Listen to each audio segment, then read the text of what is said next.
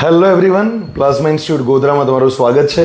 ગુજરાતમાં second rank લાવનાર ધનવી બાબુભાઈ પટેલ જે આપણી સમક્ષ છે, કે જે બાવન પાટીદાર સમાજનું સાથે એમના લુણાવાડા વતનનું અને સમાજનું બહુ મોટું નામ રોશન કર્યું છે. પ્લાઝમા ઇન્સ્ટિટ્યૂટના રાકેશ પટેલ સર, પંકજ પટેલ સર અને માય સેલ્ફ રોનક સર, અમને બધાને અને અમારી ટીમને ખૂબ પ્રાઉડ થાય છે.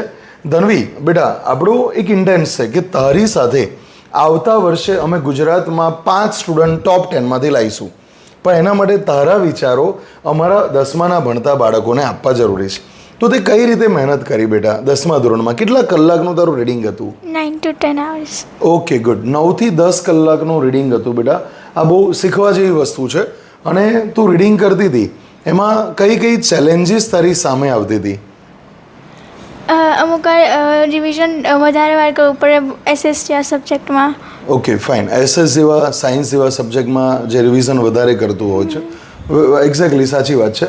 અને મને એટલું યાદ છે કે ધનવીને જ્યારે હું રિસેસમાં જતો હતો, તો ધનવી સાથે આખું ગ્રુપ, એ લોકોનું 8 ગર્લ્સનું ગ્રુપ દિવસમાં 50 દાખલા તો પ્લાઝમાની અંદર કરી દેતા હતા, રાઈટ?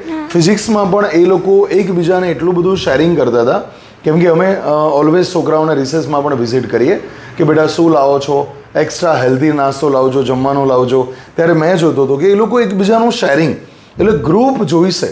જ્યારે તમારું ટોપર્સનું ગ્રુપ બનશે ને, ત્યારે તમને મજા આવશે. અને એ છોકરી જે 11th સાયન્સની અંદર આપણે ત્યાં જ બાયોલોજી ગ્રુપમાં એક કયો ગોલ લઈને બેઠી છું તું?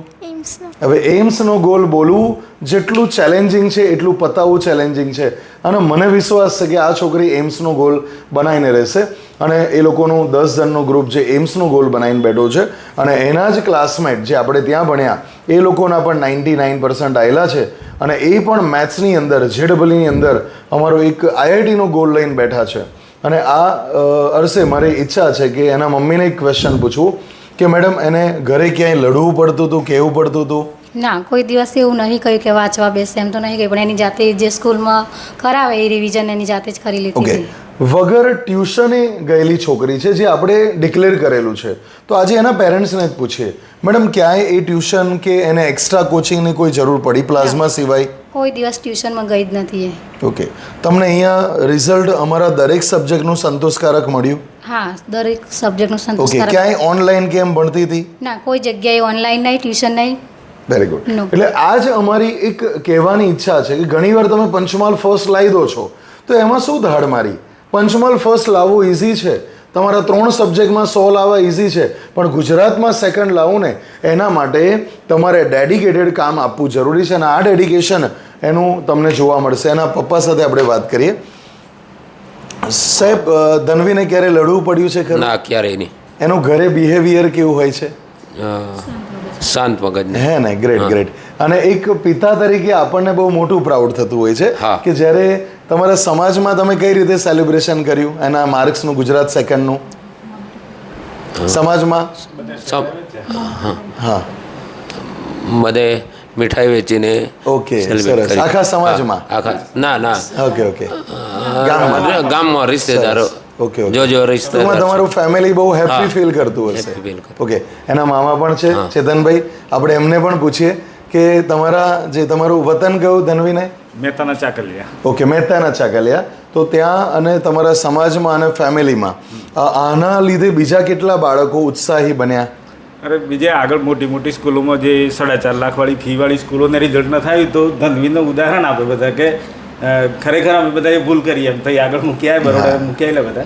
Right, મારા right. ભાઈનો છોકરો બી હતો, ઓકે ઓકે. તો બી એને 76% જ આવે. ના ના, ફાઇન.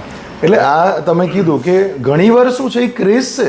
તમે આજે જુઓ સર, ગોધરામાં પણ 7 વર્ષ પહેલાં અહીંયા ગોધરામાં બી ક્રેઝ હતો, ઉઠે એટલે 200 કિલોમીટર 400 કિલોમીટર દૂર. પણ અમે 7 વર્ષથી એ બંધ કરાયું. છોકરાઓને અહીંયા બેઠા 11-12 સાયન્સનું શ્રેષ્ઠ એજ્યુકેશન આપીએ છીએ. અને ઇવન નીટ હોય કે જેડબલી, અને આ રિઝલ્ટ અમે જે 7 વર્ષથી પ્રૂવ કરીએ છીએ. એટલે સાહેબે કીધું એમ કે તમે બહાર જશો, ઇન્ફ્રાસ્ટ્રક્ચર વીવીઆઈપી મળશે, તમે વેલકમ કરવાવાળા વીઆઈપી મળશે, તમે ત્યાં લલચાઈ જ જશો, રાઈટ? પણ 5 લાખ રૂપિયા બગાડીને જે રિઝલ્ટ નહીં મળે, અહીંયા ધનવીને 70,000માં રિઝલ્ટ મળ્યું. Yes or no? Yes, right?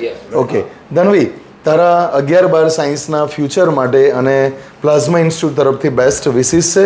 અને 11-12 સાયન્સની તારી સ્ટ્રેટેજી શું છે અત્યારથી? મને હમણાં એના મમ્મીએ કીધું કે સર અત્યારે વેકેશન આપ્યું ને 15 દિવસનું, પણ આ છોકરી રાત્રે વાંચે છે. એટલે અત્યારે અને 12 સાયન્સના 2 વર્ષોમાં તારું સ્ટ્રેટેજી શું છે? કઈ રીતે તું મહેનત કરીશ? 11th માં તો MCQs વધારે સોલ્વ કરવાના નીટ Okay. માટે. દિવસમાં કેટલા MCQ તું સોલ્વ કરીશ પર subject? 70 to 80. Very good, very good. તને કોઈ સબ્જેક્ટથી ડર લાગે છે? તે ડેમો લેક્ચર ભરી છે 1 મહિનો, ધનવી એન્ડ ગ્રુપ એ લોકો અહીંયા ડેમો લેક્ચર ભર્યા. કોઈ સબ્જેક્ટ ભારે લાગ્યો? ના ના ઓકે. અને અહીંયા કોઈ એવો સબ્જેક્ટ લાગ્યો જે સમજ ના પડતી હોય? ના એવું કોઈ અહીંયા ઘણા બધા શું સર ખોટું નેગેટિવ ફેલાવતા હોય છે કે ભાઈ રોનક સર ભણાવતા નથી, પંકજ સર નથી ભણાવતા, રાકેશ સર ભણાવતા નથી. અમે 3 પાર્ટનરો લેક્ચર લઈએ છીએ કે નહીં? હાલ જ. રેગ્યુલર અમે 8-8, 9-9 કલાકના, કેમ કે અમને ખબર છે પેરેન્ટ્સ અમને જોઈને આવે છે. પેરેન્ટ્સને ભરોસો છે અમારા 3 પર અને અમારી ટીમ પર. હા, અમારે બધા ટીચરની હેલ્પ લેવી પડે બિકોઝ અમારે પ્રેક્ટિકલ પણ કરાવવાના છે, એક્સ્ટ્રા કોચિંગ પણ કરાવવું પડશે, ડાઉટ સેશન પણ રાખવું પડે. નબળા વિદ્યાર્થીઓ માટે એકની એક વસ્તુ 5 વાર બી ભણાવવું પડે કે અહીંયા 3 ક્લાસ હોય છે, આલ્ફા, બીટા, ગામા. આ 3 ક્લાસમાં આલ્ફા ક્લાસ જેમાં 70 માર્કવાળા બિચારા બાપડા છોકરાઓ હોય તો એમને 5 વાર બી રિવિઝન કરાવવું પડે. અને ગામા ક્લાસ જેમાં પ્યોર નીટ જીવાળા છોકરાઓ હોય, આખું ગ્રુપ અલગ હોય. ઘણાને એવું થતું હોય કે એમને અલગ ભણાવતા હોય. અલગ નહીં, એ લોકોને 1 કે 2 વાર ભણાવવું પડે છે. બાકીની પ્રેક્ટિસ જેમ ધનવીએ કીધી બધા સબ્જેક્ટમાં એ ટોટલ થઈને 250 ક્વેશ્ચન 300 ક્વેશ્ચનની પ્રેક્ટિસ કરે છે. હવે એ છોકરું સ્ટાર બને અને બને જ. અને એવું જ ગયા વર્ષે જેમ અમારો એમ્સમાં છોકરો ગયો હતો રાજ અમીન, આપણા મીનાક્ષીવાળો, બસ એ જ ગોલ લઈને બેઠી છે. તો ધનવી અને પરિવારને અને સમગ્ર ભવન પાટીદાર પટેલ સમાજને પણ ધનવીને આશીર્વાદ અમે ભરપૂર આપીએ છીએ અને ફ્યુચર માટે બેસ્ટ વિશિસ. ઓકે ધનવી? અને એના પરિવારમાં કઈ બીજી વાત એની સ્પેશિયલ હોય કરવી છે બેનને?